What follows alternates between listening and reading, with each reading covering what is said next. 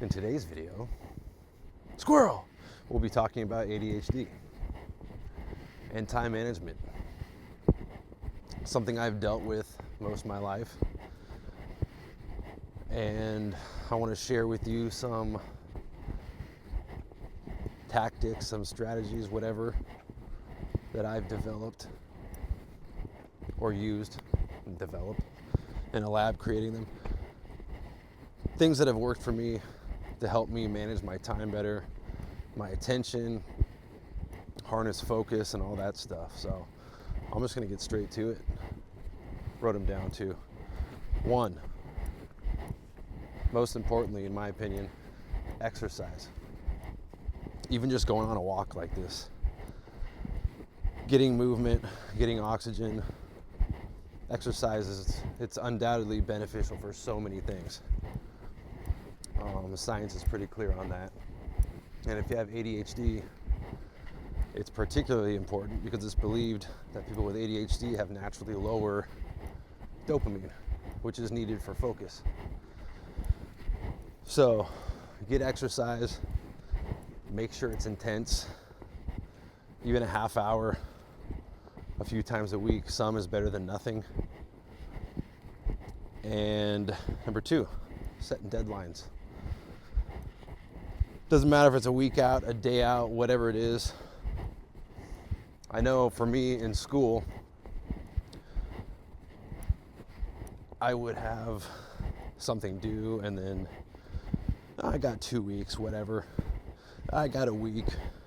The next thing you know, the project's due, paper's due. But then it was always that night before I had that laser focus, was able to get something done. So take with that what you will, but set deadlines so you have a goal, you have something in the future. Because part of the ADHD as well is time dilation. One of the executive functions in your brain, you're not able to see that in the future, right? So put it on a calendar, put it on your Google Calendar, block it out so you can see it coming, so you see it moving toward you, right? Which comes to my next one, setting timers. There has to be some kind of immediate consequence, even if it's just a timer. You see that ticking clock. It keeps you grounded in the moment, in the here and now. So your mind's not wandering. There's this element of time ticking that keeps you present and keeps you aware of a deadline and reminds you of your current goal. So set timers. Physical calendars. I still use physical calendars. So some people use Google calendars. I use both. But a physical calendar, having it right there in front of me, excuse me, I'm out of breath walking, having it right there in front of me really helps. There's also, I guess, that element of writing something down physically.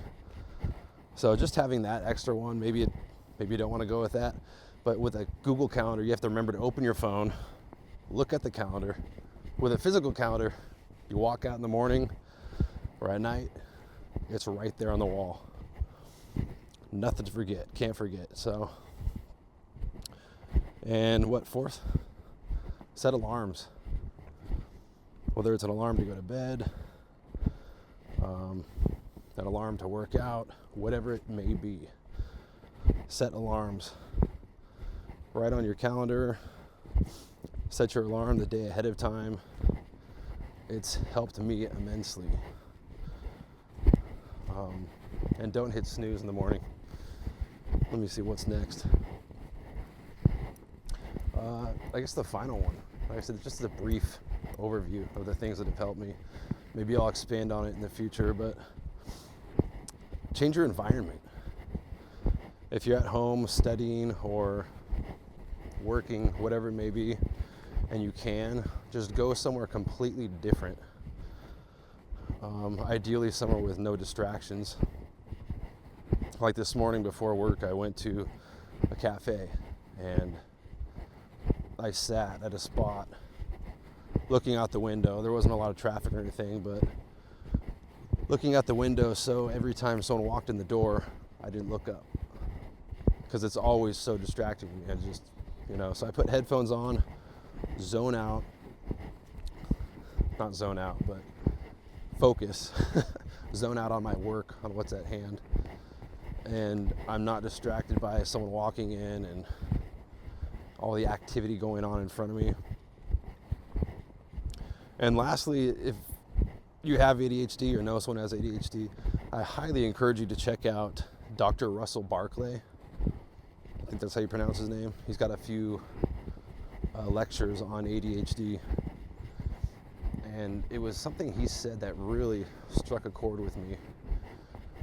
He said, ADHD is not, I don't want to butcher this.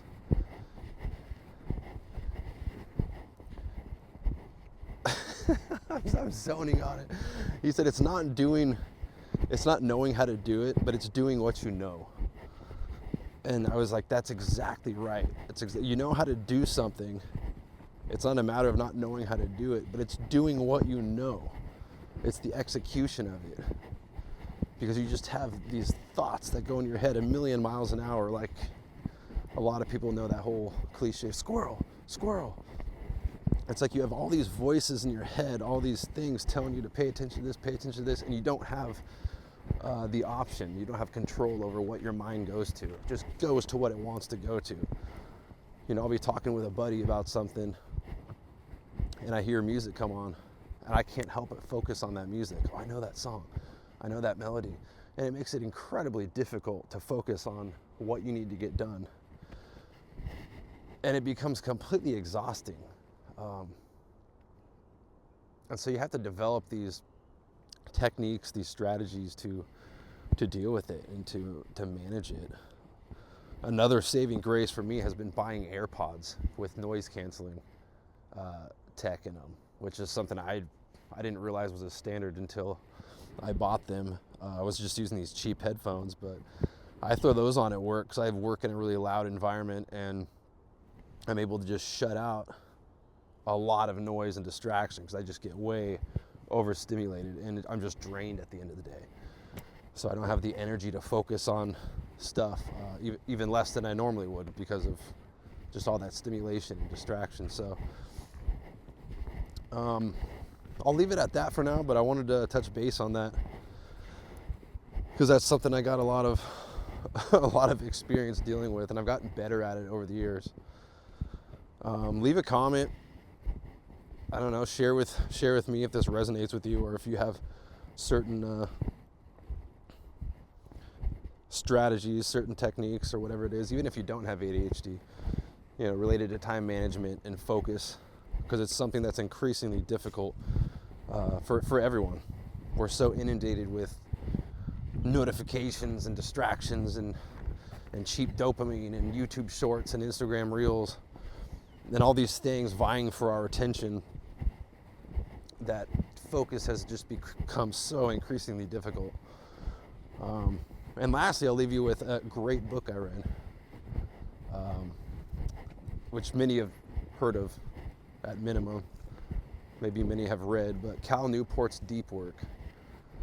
I had finally read that last summer, and it was an awesome read. So check that out if you're just interested in focus and getting some insight to that. But anyway, until next time.